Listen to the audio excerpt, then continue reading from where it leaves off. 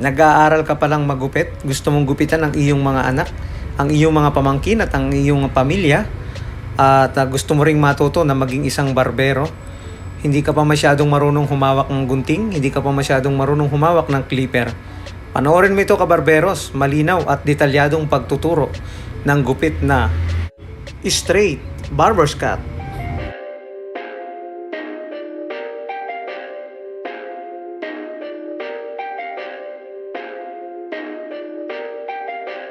Perfect. Perfect.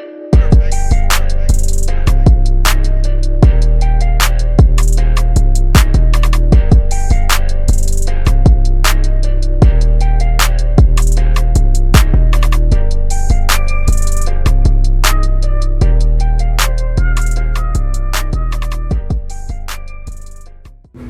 Yon, kabarberos, gagamit ako ng number 2 na clipper guard at ganito rin ang tamang paghawak ng ating clipper. Susuportahan natin ng guard para hindi malaglag ito at ang tatlong daliri ay nasa bahaging ilalim nito at ang adjuster niya ay nakataas. So yun, kabarberos, dapat ang gagawin natin paghagod ay dahan-dahan. Itataas natin ng konti yung parting dulo niya kapag nandito na tayo sa may middle part niya para hindi masyadong tumaas ito at maging sakto yung gagawin nating straight barber's cut para sa kanya. Kaya ako tinatawag siya na straight barber's cut, hindi siya masyadong pa-slant. Kaya yung ginagawa nating pagbawas ay medyo hagod lang pataas pero kontrolado, ha. Hindi talagang straight na straight dahil baka mapasobra naman ang pagkataas ng pagbawas natin sa kanya.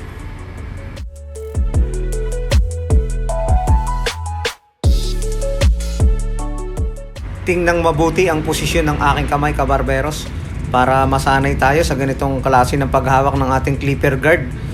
Sinasabi ko yan dahil kailangan nating alalayan ang ating clipper guard dahil ang ating clipper guard minsan ay nawawala ito sa mismong talim niya dahil sa paulit-ulit na paggamit ay lumuluwag ito. Susundan din natin yung shape ng kanyang ulo, lalo na rito sa may gawing likod, laging medyo pa-slant ang pagkakabawas nito para hindi masyadong mapuwersa yung pagkaka-straight ng kanyang barber's cut dahil mag-overcome pa tayo mamaya. May estimate pa natin yan at matatanggal natin ang mga sobrang buhok sa middle part niya.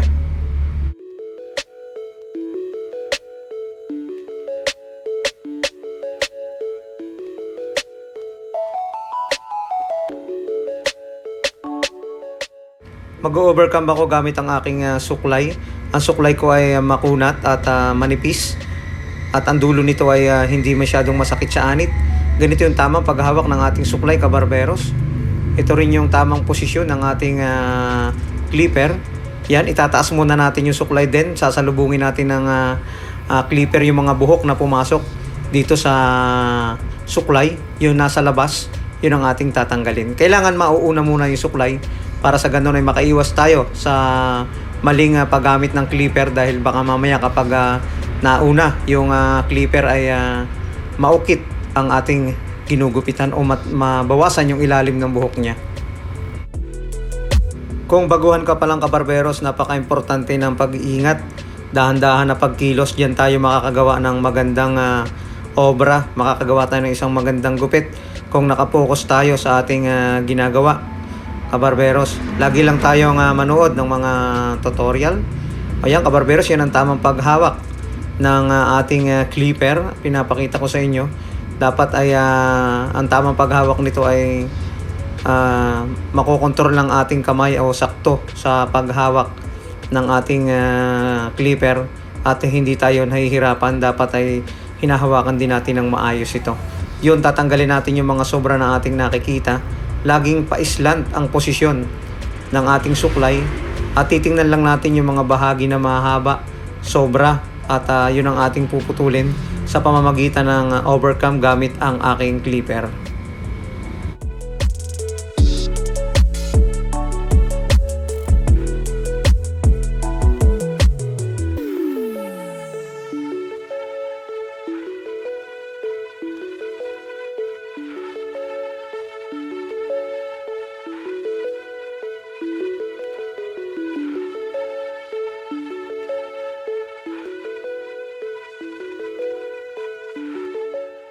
Lagi tayong gumamit kabarberos ng magandang klase ng suklay, yung hindi masyadong matulis ang mga dulo nito para kapag ating inihahagod sa anit ay hindi masasaktan ang ating client.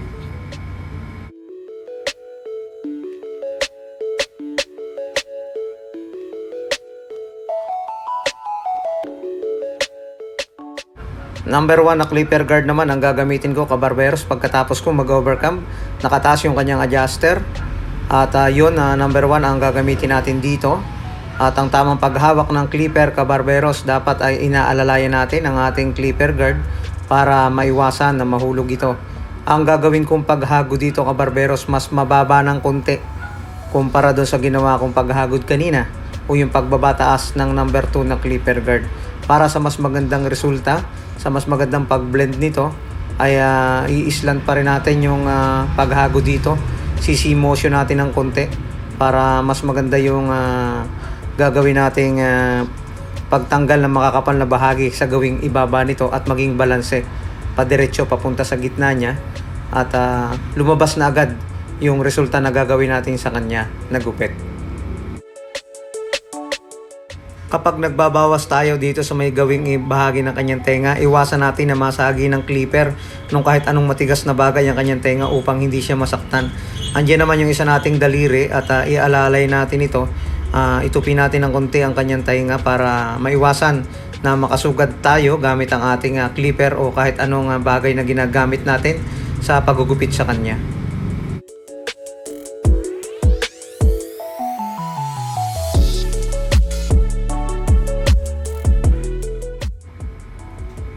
Pa-slant na paghagod ang ating gagawin, ayan, katulad ng sinasabi ko, para hindi masyadong mapuwersa yung pagkaka-straight ng gagawin natin.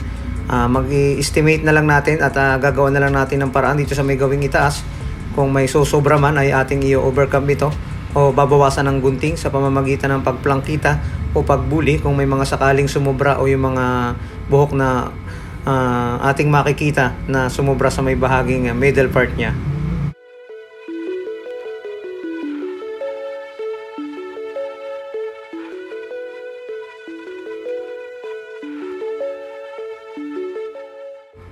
Sa mga beginners kabarbero, lagi tayong mag-iingat sa pagbawas, lalo na sa ganitong paghagod. Lagi nating itataas yung pinakang dulo ng ating clipper kapag tumataas na yung ginagawa nating paghagod para hindi mapuwersa ito.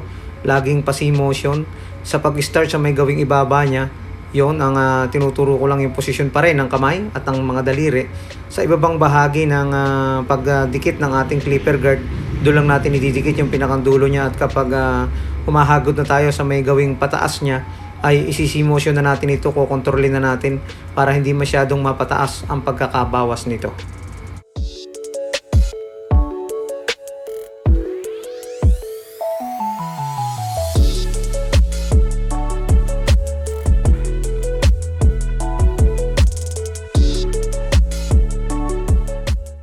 Panatilihin din natin kabarberos na laging walang nalalaglag na buhok sa may gawing gilid ng ating binabawasan para maiwasan natin na ma-irritate siya. At yun kabarberos, gagamit ako ng 0.5 o half guard sa pinakang ibabang bahagi nito at nakataas din ang adjuster nito kabarberos. At mas mababa ang gagawin natin paghagod kumpara sa number 1 na clipper guard. Focus tayo mismo dito sa may pinakang ibabang bahagi o end hair o sa pinakang hairline niya para matanggal yung mahabang buhok sa bahaging ito.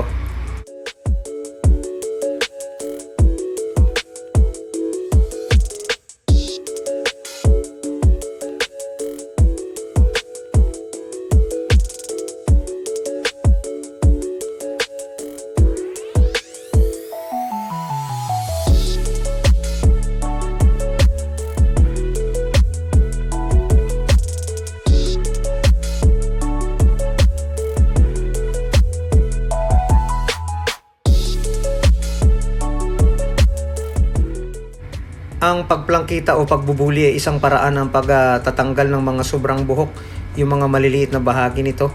Kung hindi ka nito marunong kabarberos, pwede na mga overcome gamit ang clipper, overcome gamit ang gunting, at sipatin natin o tingnan natin mabuti yung mga sobrang buhok.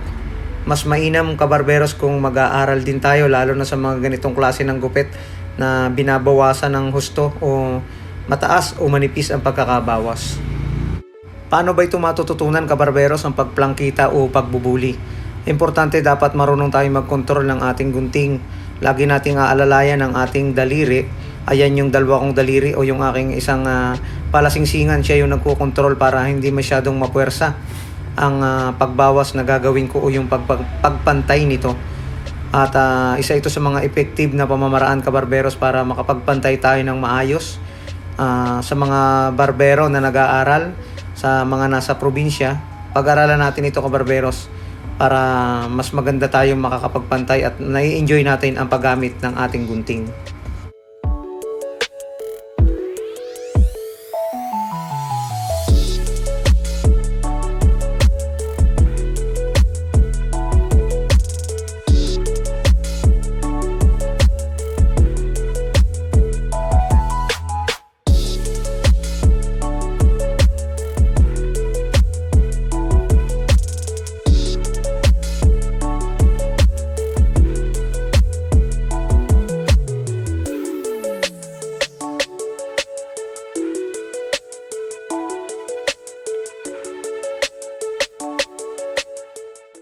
Gagawa naman tayo ngayon ng guidelines gamit ang aking trimmer.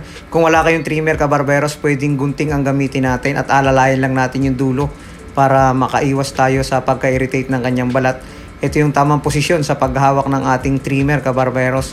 Dapat ang paghawak natin ng trimmer ay magaan at ang trimmer din natin dapat ay hindi sobra yung kanyang inner blade para makaiwas din sa irritation o sa pagpula ng anit. Sa pagputol naman, kabarberos, ng patilya o ng sideburns, depende yan kung anong gusto ni client, kung gaano ba kahaba ang ating puputulin o gaano kaikli ang ating puputulin.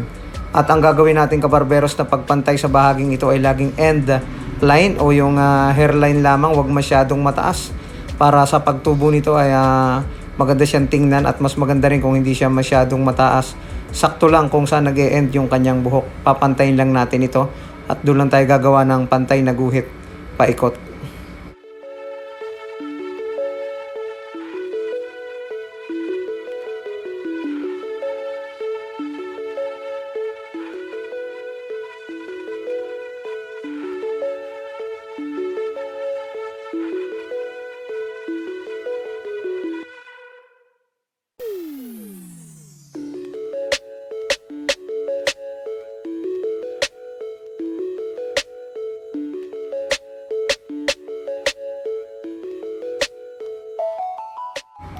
Nipisan na natin o tanggalin natin yung mga sobrang buhok sa may gawing batok niya o dito sa may parting likod at laruin natin ang adjuster ng ating clipper para mas maganda yung pag-blend na gagawin natin dito sa may bahaging ito. Mas mababa, kabarberos, para matanggal lang natin yung parting makakapal o yung mga sobrang buhok sa bahaging ito. Shoutout muna tayo. Shoutout kay Balong Kabarbers TV, kay Romy Santos ng Baliwag, Bulacan, at kay Sam Pitts, the Habe Barber ng Vienna, Austria.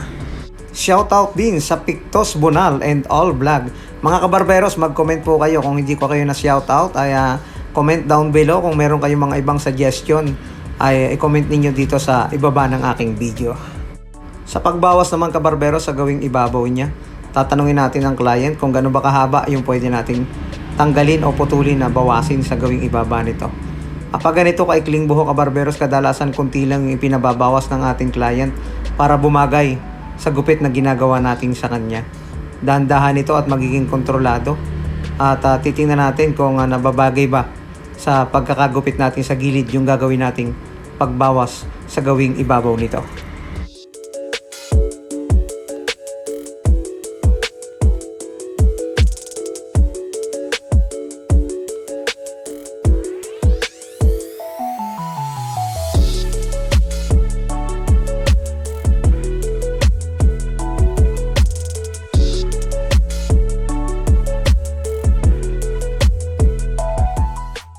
Sa paggamit, kabarberos, ng tining scissor ay nakadepende pa rin yan sa gusto ng ating client kung ninipisan ba gamit ang tining scissor ang buhok niya. At sa technique naman ng paggamit nito ay dapat ay marunong tayo dahil ang ordinary tining scissor, kabarberos, minsan ay nangiipit ng buhok at hindi ito masyadong matalas.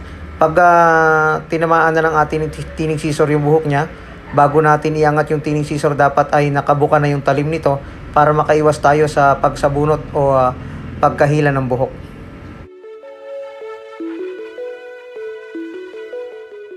Ganito rin kabarberos yung tamang paghawak ng ating tining scissor para mas maganda nating mapatalab ito at mas nakokontrol ng ating kamay. Basahin natin kabarberos ang bahagi ng ating pag-aahitan para hindi ito masakit at hindi magpumula yung balat. Lagi nating susuportahan ang isa nating kamay sa may part kung saan tayo nag-aahit upang ang balat nito ay mabatak. Siyempre, makakaiwas tayo sa pagkasugat nito kapag inaalalayan ng isa nating daliri.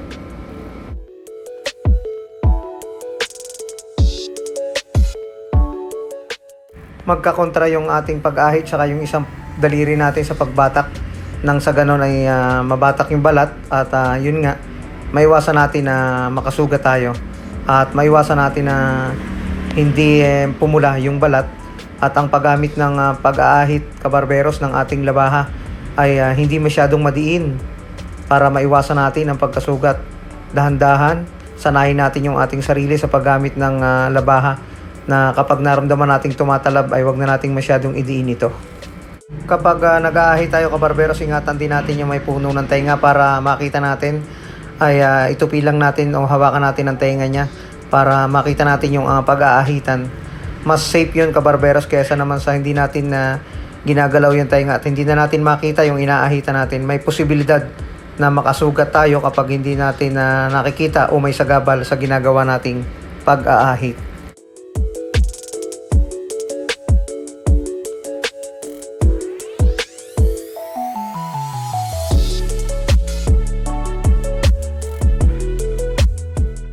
Lahat ng mga natitirang buhok sa may gawing ibaba, dito sa may gawing batok niya, iaahitan na natin.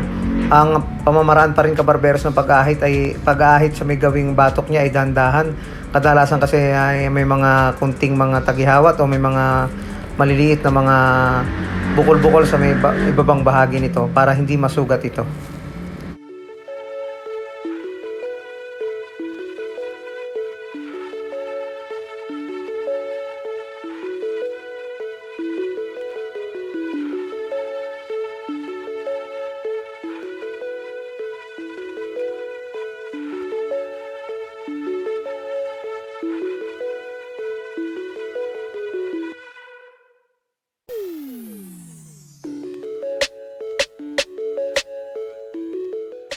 Tapos na kabarberos ang ating gupit na straight barber's cut. Kung bago ka pa lang kabarberos sa YouTube channel ko o ngayon ka pa lang nakadalaw sa video na ito, huwag mong kalimutang i-click yung subscribe button. Pati na rin ang notification bell para lagi kang update sa mga barber tutorial o sa haircut tutorial na aking ginagawa.